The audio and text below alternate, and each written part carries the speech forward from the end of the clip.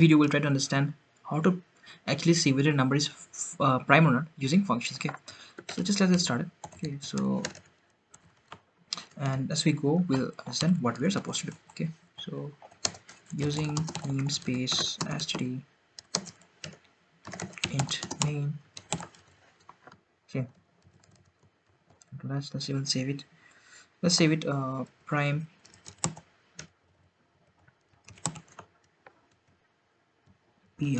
prime using functions. Okay, that matter function efficiency. Okay, great.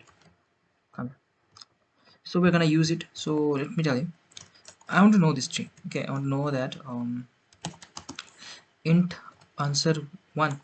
Okay, let me call its name is prime, and I want to know that this tree is a prime node. Okay? And let's actually return true and false. Okay, if this 3 is a prime, it will say yes, it is a prime. Yes means true, so this will actually return me a boolean. Okay, if it returns 1, that means it is true, right? Okay, so let's again do some more things like this one. So control C, control V, control V. Sorry, here should be here, and let's name it as a2. Okay, and I want to know this 5 is a prime number or not. So let's again do it. I want to know 6 is a prime number or not. Okay, and also let's do the prime for a4. Okay, is prime.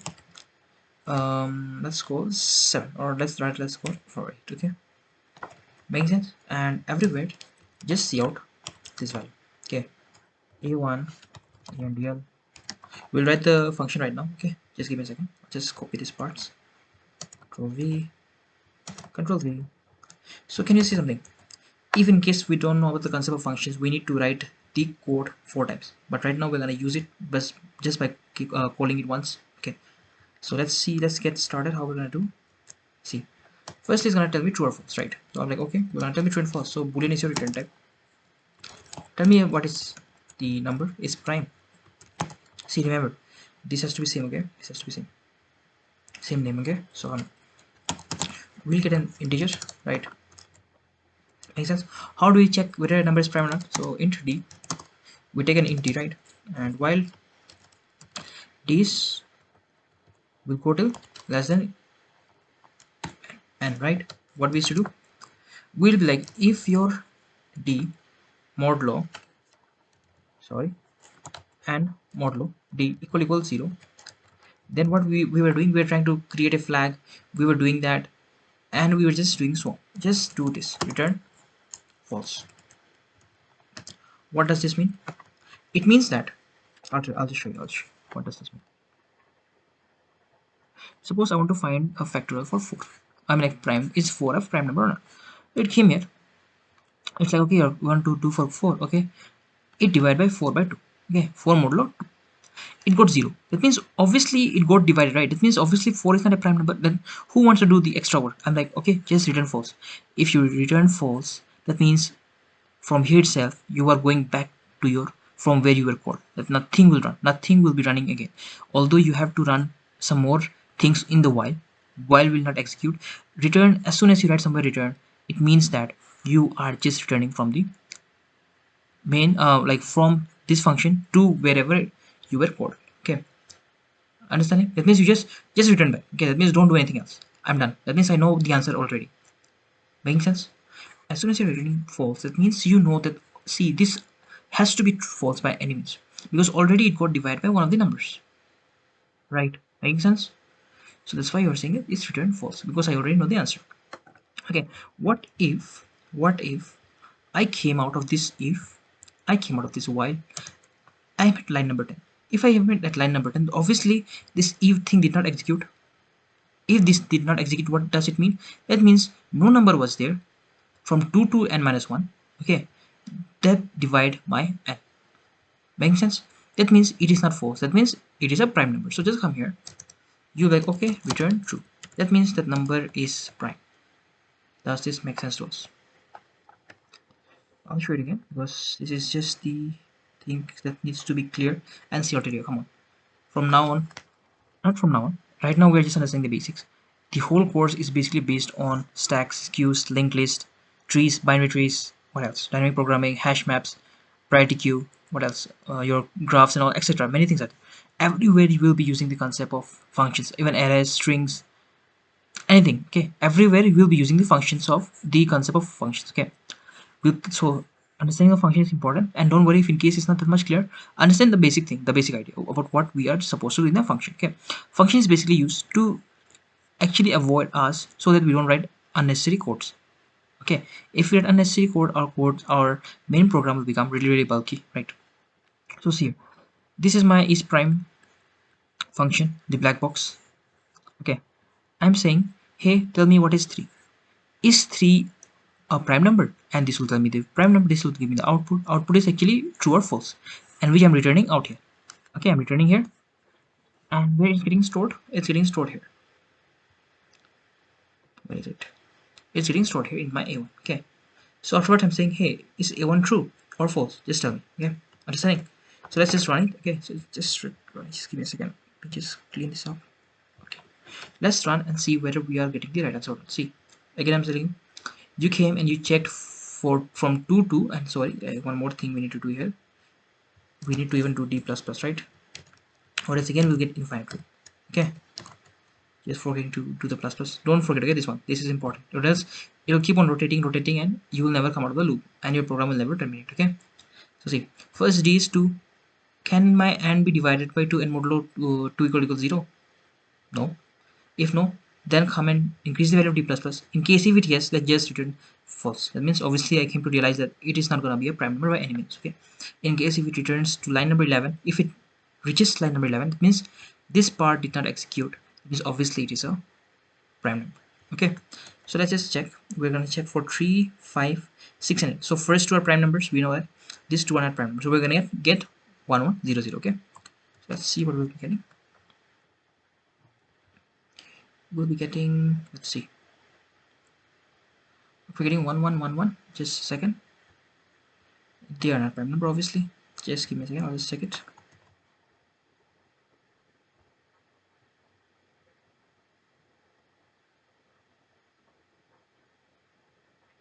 And value, while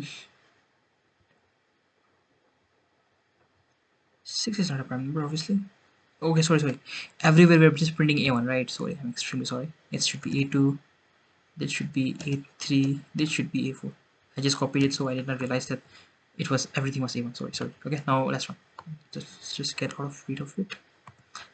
Okay, we don't need this, we just need this. Okay, let's run. Even there it was just written functions only. Okay, don't worry. So see, 1 1 0 0. Making sense how we're doing this? Understand? Okay, and I would like you guys to actually convert all the codes that we have done till now into functions. Why I want you guys to convert into functions? So that you can just reuse it every now and then. Okay, like we are doing here. Okay, suppose I don't want to do this and I want to know, hey, you tell me who, from number from 1 to n, which number, what do we say, prime. Okay, if I want to do something like this, how will I do it? You try it. Okay, that's your work. Okay, I'll give you a hint. Is a while loop. Okay, run from 1 to n. Let's say your n is 20, so run it till 20, and every iteration you check for the value of I. Okay, making sense what I'm saying? Or should we do it? Okay, let's just do it. You just try it for, okay, just try it. In case if you are not able to do it, it's fine, just come and see the video. Okay, so let's just try it. What I'm saying, I'm like, use a while loop. Okay, before that, create int I equal to 1, and see, I'm gonna take int n as 20. Okay, you can ask the user to give the value of n. Okay, but right now I'm giving just n as 20. Come here, I less than equal to n. Okay, what we're supposed to do, don't do anything much. Come here, control C, control V, make it I. Okay, see out the value of what, a1, right? A1 and a and d. What are we about to get? Let's see. Let's run it and understand. Okay, obviously see, I'll tell you, I basically is right now, what is I is 1, so obviously we know I 1, obviously we're not taking care of 1, so let's start it from 2 itself. Okay, let's start it from 2, because 1 we know obviously it's a prime, so 1, just take from 2 because we are not taking care of 1. Okay, we are starting our loop itself from 2, right? So come here and get here out. Even that will give us 1 as prime only, okay, but still I'm just taking care of it. Or else if you want to run from 1 also, it's fine only. Okay, so let's see what we're gonna get. We're just gonna get all the numbers that are prime from 1 to 20. Okay, okay, I've done some errors. That is basically I did not increase the value of I. Same old unnecessary mistake. Okay, sorry for it. Okay, see, okay, this is not making sense, right? It's like 1 1 0, so what is this? Right, let's do something else. Let's print something else. Let's print here I. Okay, I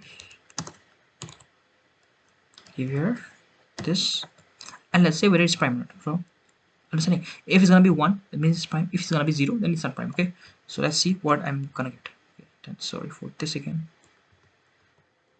Let's see. Okay, see, it's saying that, see, your 2 is prime. Okay, even your 3 is prime because we're getting 1. 4 is not a prime number. 5 is a prime number. 6 is not a prime number. 7 is a prime number. 8 is not a prime number. 9 is not a prime number. 10 is not a prime number. 11 is a prime number, and so on. 13 is a prime. These all are not prime. 17 is a prime number. 19 is also a prime number. Making sense what we are supposed to do? How actually is the code running? Let me show it to you. Okay, okay, let me make it a bit shorter. Okay, I hope this is visible to you guys. Right. Okay, right, it's visible, right? So come on, let's understand. Okay, let's understand here. Let me take the pen. See, I'm calling is prime on I. I, right, in the initial is 2. See, even if I take for 1, also it's true only. Okay, I did not take for 1, I'm taking from 2.